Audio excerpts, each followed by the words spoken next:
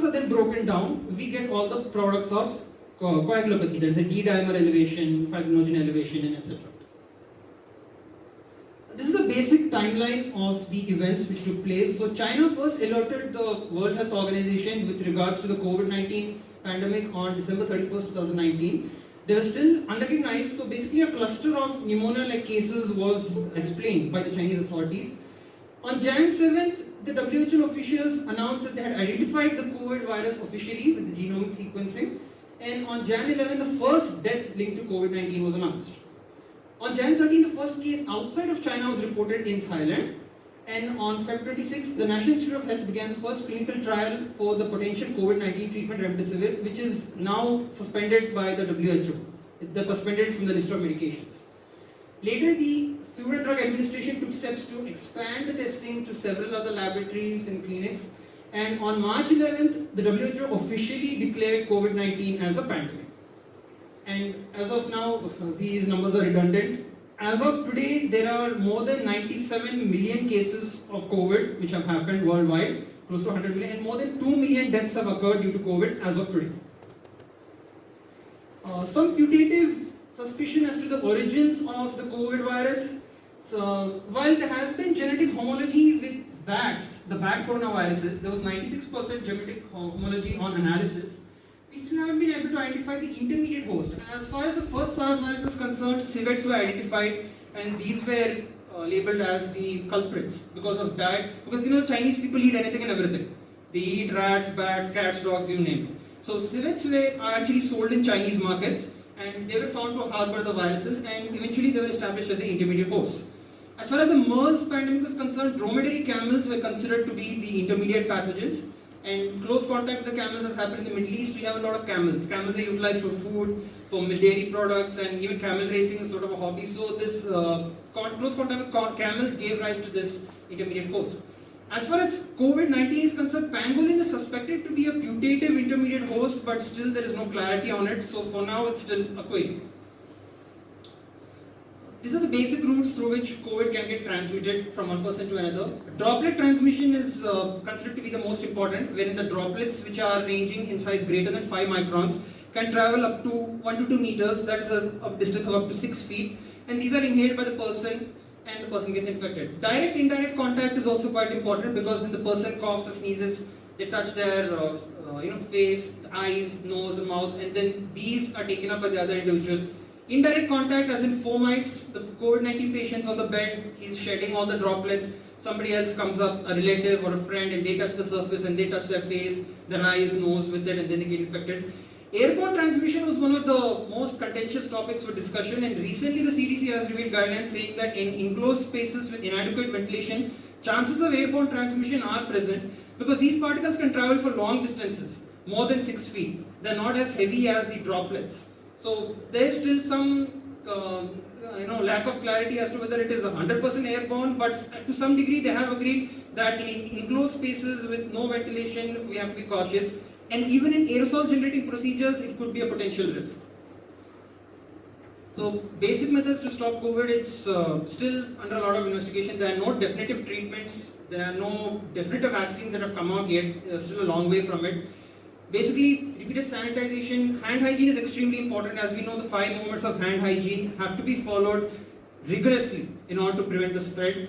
Distancing from people more than 6 feet, sanitization using alcohol-based sanitizers, because alcohol is a good intermediate level disinfectant. It dries off quickly and it also is quite effective against the virus since it is an enveloped virus. Thank you. Thank you, Doctor, for that very well done presentation. We also wanted to know from you about the. Would you be able to tell us something about? Basically, RT-PCR. Basically, right now the investigation of choice is reverse transcriptase PCR performed in a real-time method. So, because of its high sensitivity, we use this method. The turnaround time is quick, and it's a molecular method that basically takes. Maybe you can use the diagram of the PCR which you showed. I don't have a diagram, sir. No, the one which you were showing us of the virus. The nucleic acid.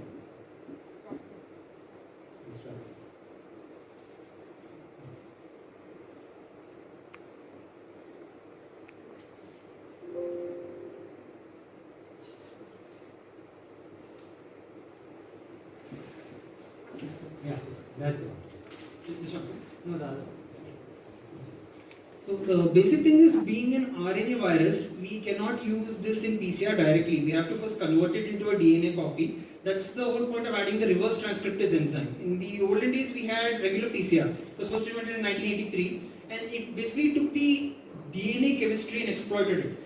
But how do we apply it to RNA? That was the question. That's when reverse transcriptase came into the picture. You apply reverse transcriptase, you turn the RNA into a copy of DNA, and then we go through the process. So PCR is quite sensitive. It catches a lot of copies, even a low number of copies, but there are some practical issues. There could be PCR inhibitors in the clinical sample or even the swabs. That's why we don't recommend using calcium alginate swabs or swabs with wooden shafts. They tend to have PCR inhibitors. And one of the main issues with PCR, which actually causes a lot of confusion, is this a nucleic acid or a viable organism? That is the main issue for us, because PCR just tells you DNA is there or not there. It does not tell you whether the DNA is actually pertaining to an organism which is alive, or whether it is just the dead nucleic acid or the remnants being shed by the person. So, barring a few disadvantages like this, otherwise I guess PCR is quite a useful modality for investigation. And so far, I think out of all the modalities we have, RT-PCR is by far up to date the best we have. Yeah, I mean the sensitivity is 70%. Yes. 77 at best. So obviously we need better sensitive tests, but then currently we don't have that. So what do you think is the reason for its lower sensitivity? So the main thing could be the PCR inhibitors, could be some of that, and usually the inhibitors tend to inhibit the reaction, and most of the time sample collection, transport, processing is also quite an important point, because storage, especially sir, if we store the sample in the refrigerator for a period longer than 5 days, the results are not going to come. That's why for less than 5 days period we require storage at minus 80 degrees Celsius.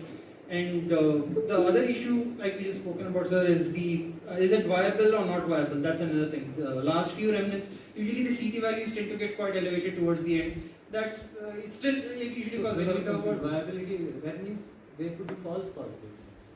The nucleic acid is there, but the organism is not alive. So, in short, the person has nucleic acid, but since the organism is not there, the chances of infecting another person are not there, they're absent.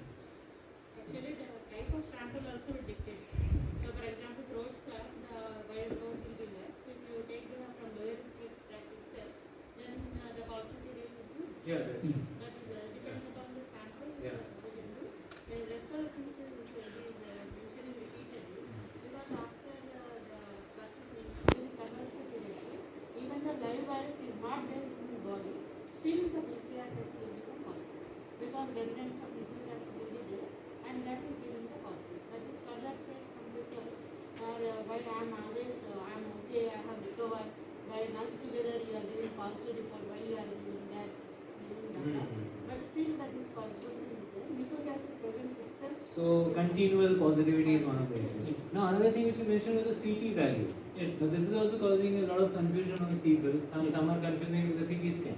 Yes. So can you tell us more about the CT value? CT value is nothing but a cycle threshold value. So when we run PCR, we run several cycles. So we basically have a threshold, it's like a cutoff. Like anything above this is considered negative and anything below this is considered to be positive.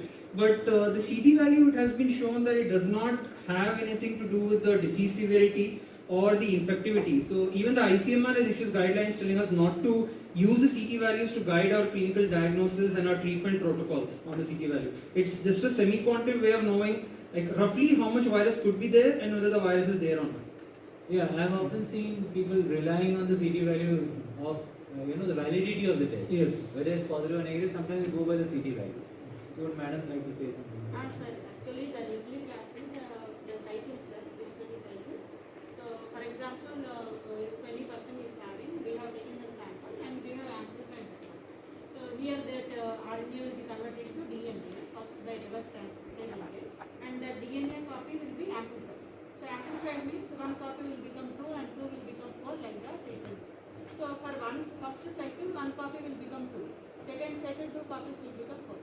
So like that, if I complete the 25 cycles, so that whatever the copies which got accumulated, so that is staggered with one fluorochrome. That fluorochrome will recognize and that will give a curve.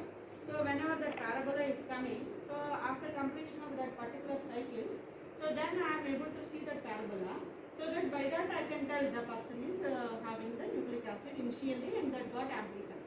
So for example, if that got amplified at 10th cycle itself, that means the initial viral load or a lot of copies of RNA are more enough.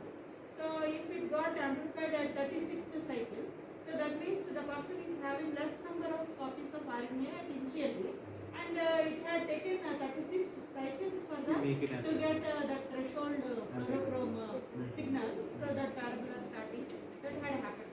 So depending upon that one, at which cycle, so this had came positive, that we are able to see, that will give a clue to the initial number of the copies which are present in the patient sample. So some kits will give their CT value is 36 and above is positive, and some kits will give 40 cycles or 40 CT value above. So that means after